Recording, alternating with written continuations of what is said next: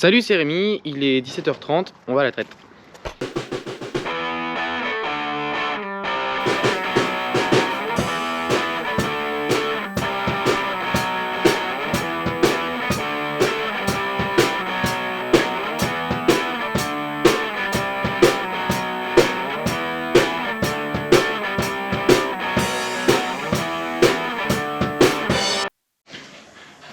Donc, il faut commencer déjà par allumer toutes les lumières.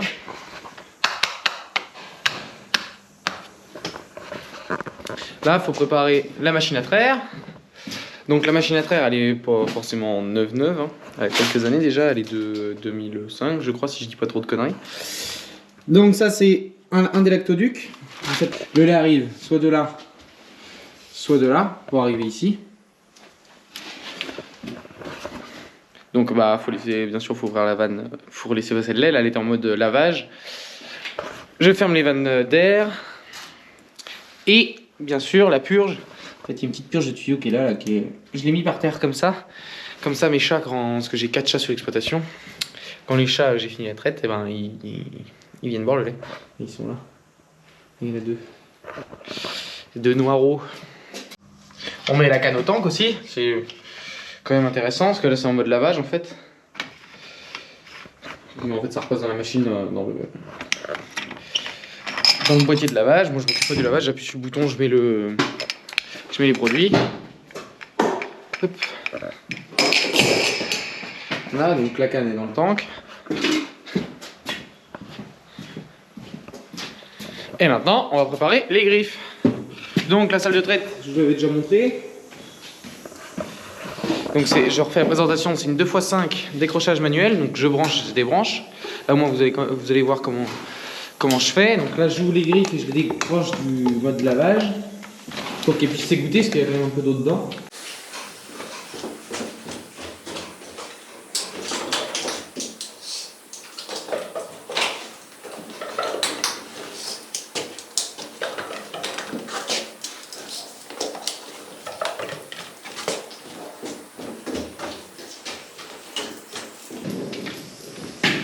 Ensuite, faut mouiller les quais, comme ça la merde ça évite que la merde de vache colle au béton. Même si vous pouvez voir que la salle est quand même... J'ai essayé de la garder propre, mais bon, je l'ai passée au Karcher il y a 6 mois, donc sur les murs il y a quand même de la merde, donc ça on ne peut pas y échapper. Donc là, sûrement cette semaine ou dans 15 jours, je vais la passer au Karcher. Soit moi, soit un des apprentis, on verra. Bon, elle est relativement propre quand même, ça va. Faut pas se plaindre.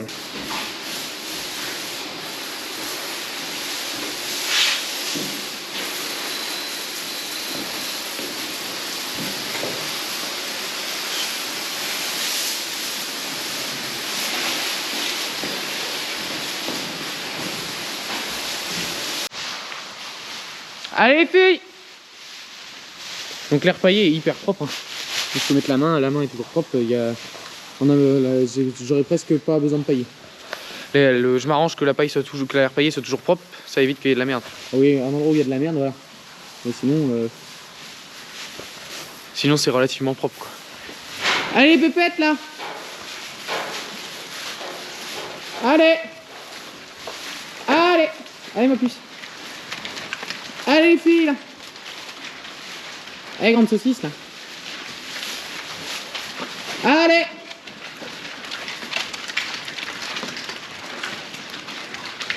Allez allez!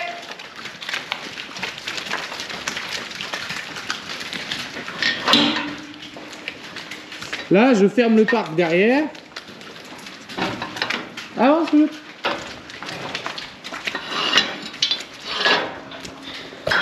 Donc là il y a à peu près 40 vaches à la traite, il y en a 39 pour être exact. J'en ai 3 au pot et le reste c'est au tank. Donc j'ai eu des mamites et puis des fraîches vélées. J'ai 2 mamites et puis une fraîche vélée. Donc ça fait du coup par jour j'ai à peu près 800 litres de lait produit. Je devrais être à beaucoup plus que ça. La ration elle permet quasiment 30 litres avec le DAC. Et là on les a pas. Donc il y a un problème quelque part. Donc là j'ai essayé de changer un peu de ration. J'ai pas changé la ration mais j'ai mis d'autres trucs dans la ration. Là j'ai mis des levures ce matin et un peu de propylène glycol. Donc le propylène glycol ça c'est quelque chose qui est très riche en énergie. Voilà, ça fait 4 UFL pour ceux qui connaissent à peu près. Ça booste la vache en fait.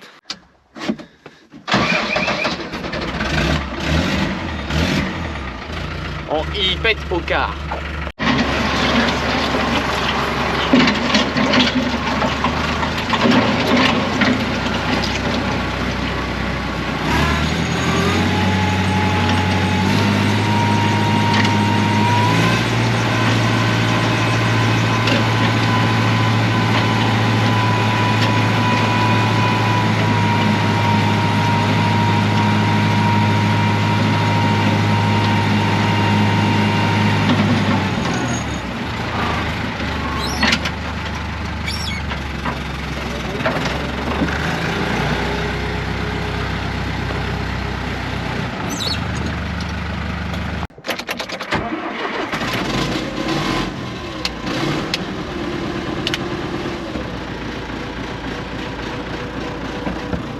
Donc avec le casque, les feux arrière sont en LED et les feux avant sont à l'ancienne. Donc derrière on voit plutôt bien. Donc là j'ouvre la porte. On la voit qui descend au loin derrière. Donc je l'ouvre pas jusqu'en bas, je l'ouvre qu'à mi-hauteur.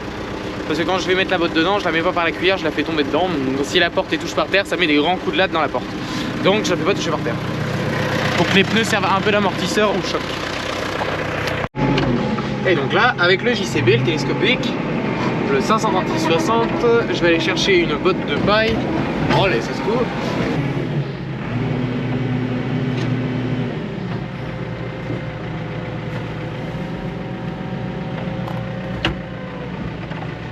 Et donc voilà.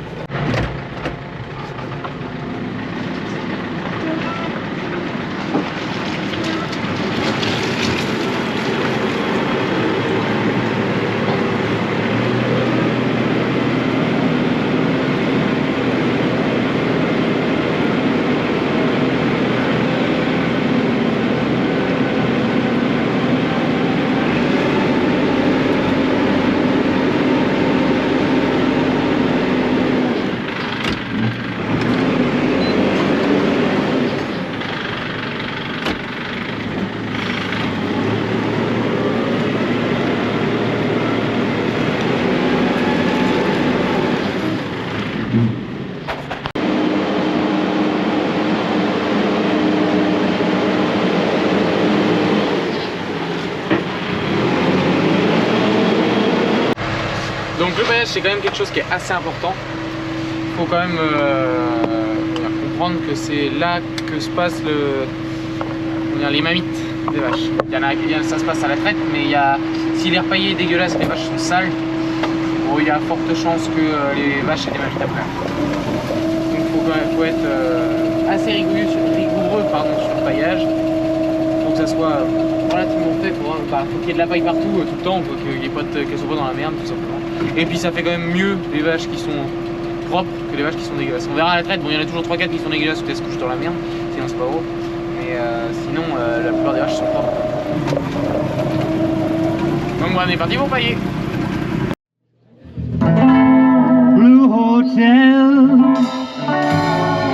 on a lonely highway. Blue Hotel, life ain't going my way.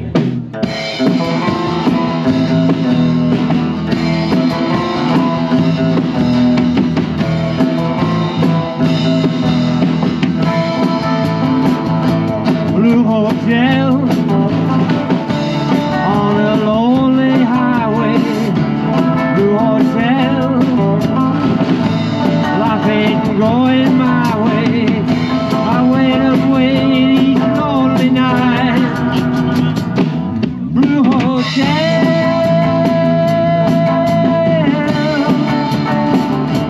Blue Hotel.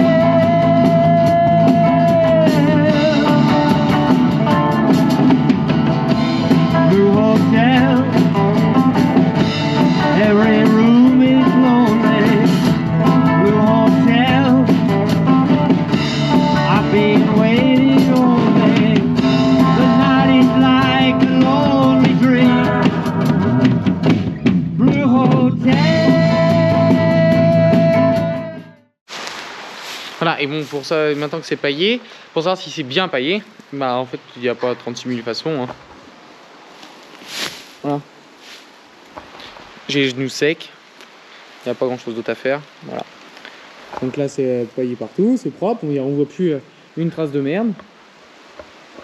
Donc bah voilà, on est prêt à les traire maintenant. Ah oui. Du coup, quand je paille le dernier passage, je recule, je vide la pailleuse comme ça là. Et quand je reviens, je ferme ma goulotte et je souffle. Là, la paille qui peut avoir dégueulé de ce côté-là. Comme ça, l'air d'exercice, elle est assez propre. Donc là, on va commencer la traite. C'est parti.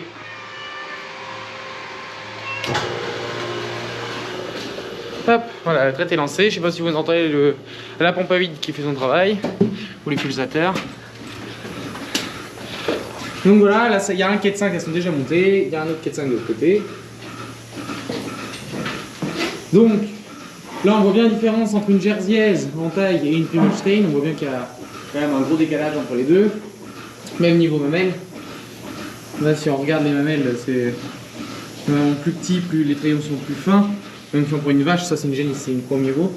Une primipare, ça c'est une multipare. On voit oui c'est quand même des crayons, mais voilà quand on prend une prime à côté. Ça n'a rien à voir. Donc je vais faire un quai comme je fais le matin, et puis je vais vous faire un quai, je vous fais le reste de la traite comme je fais le dimanche soir, ou même les soirs en termes général. Voilà.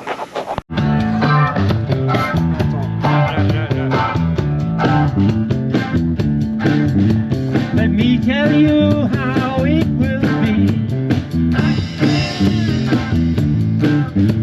There's one for you, 19 for me. But I'm the tax man. Yeah, I'm the tax man.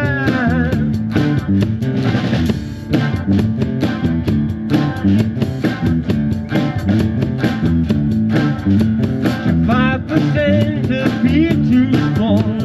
Tax man. Be thankful I don't take it all. Tax man. 'Cause I'm the tax man. Yeah. Donc voilà, ça c'est un quai façon matin. Et là je vais vous faire le deuxième quai en façon traite du soir. Vous allez voir, ça va quand même plus rapide. C'est quand même beaucoup plus rapide.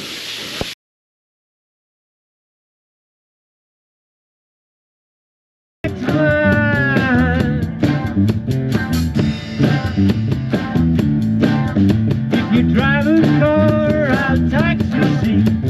Try to walk, I'll tax your feet. Try to sit, I'll tax your seat. If you try to walk, I'll tax the street. Tax man. Donc c'est une décrochage manuel. Donc il faut regarder les griffes. Là on voit bien le lait qui coule dans la griffe là. Tant que ça coule, faut pas l'arrêter bien sûr. Et du moment que ça ne coule plus, faut débrancher la griffe. C'est pas trop compliqué à comprendre et à traire. Je trouve que c'est une salle de traite qui est, ça doit être vieux. J'adore cette salle de traite. Ça me laisse le temps que les vaches se vident de leur lait, quoi, se lâchent leur lait. Vous allez regarder. Donc là, elle a pas mal aux pattes, les pattes sont bien posées. La vulve, elle est normale, elle est en chaleur.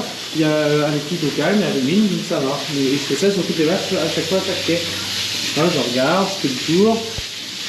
Hop, voilà, ça va. Là, elle a une patte un peu plus avancée que l'autre, mais c'est parce Elle est mal positionnée, mais sinon ça va. bon, ça c'est une vache 3 quartiers, c'est pour ça qu'elle a un bracelet bleu là. En bleu, et qu'on voit, mais là. Voilà. Il est sale, mais c'est un bracelet bleu. Moi, chez moi, bracelet bleu, ça veut dire 3 quartiers. Bracelet rouge ou orange, parce que ça dépend de ce que je peux avoir. C'est touche pas à sa petit con, comme on dit. C'est ça va au pot, faut pas poser de questions. Le lait coule plus, je peux débrancher. Donc, je clique la griffe, je tire. Celle d'après, c'est pareil. Je clique la griffe, je tire. Je repose la griffe sur le repose-griffe. Et puis, j'ai tout le cas à faire. Hop. Donc, vous voyez, c'est relativement calme. Hein. La traite, c'est pas non plus du turban, quoi. C'est pour, voilà, c'est tranquille comme boulot. C'est presque un temps de repos, presque, parce qu'on court pas. C'est beaucoup plus calme. Donc voilà, maintenant que j'ai fait ça, j'ai débranché, je mets le produit après traite. Donc le produit après traite, là, c'est de la marque Ecolab, c'est IsoShield là que j'utilise moi. Donc j'appuie, ça fait monter le produit dans le gobelet et j'en mets sur chaque crayon.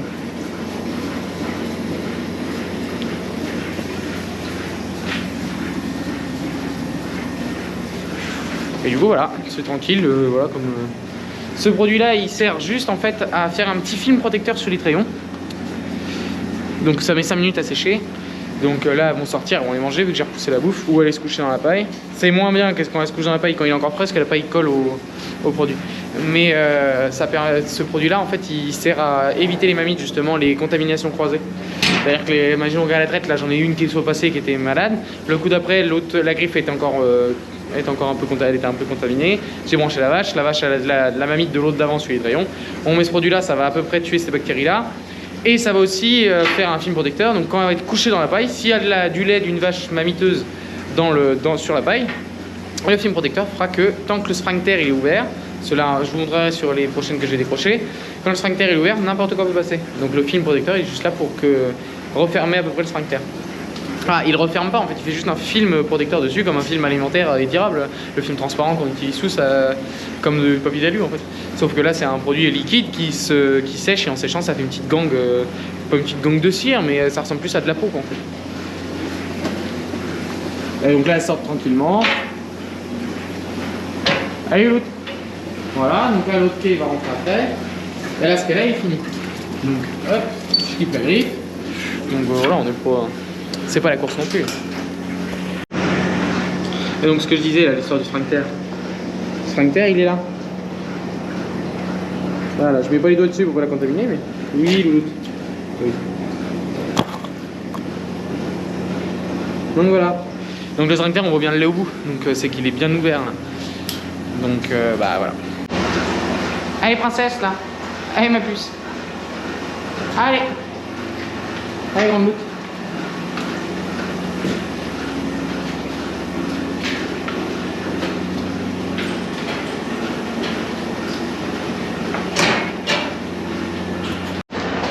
Allez les filles, on avance. Allez.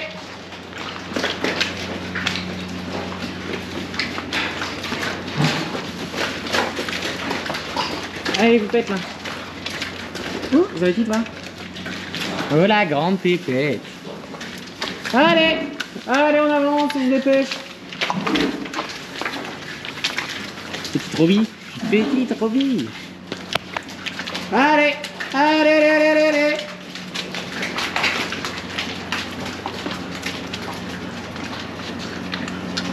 Comme qui dirait, ça doit être plein. Effectivement, c'est plein.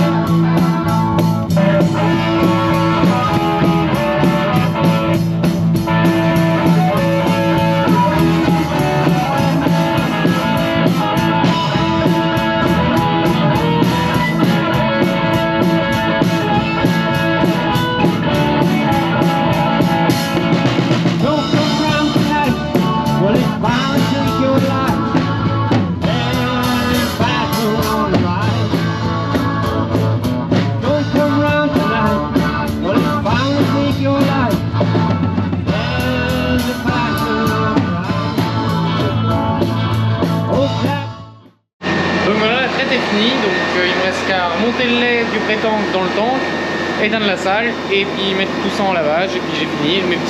J'ai juste mes bons à faire, je vous y emmènerai en plein jour parce que il fait nuit là, il est presque 20h. À 20h15 je vais avoir fini, 20h15, 20h30, dernier garage, je suis dans la maison. Voilà, donc vous avez vu le boulot du soir.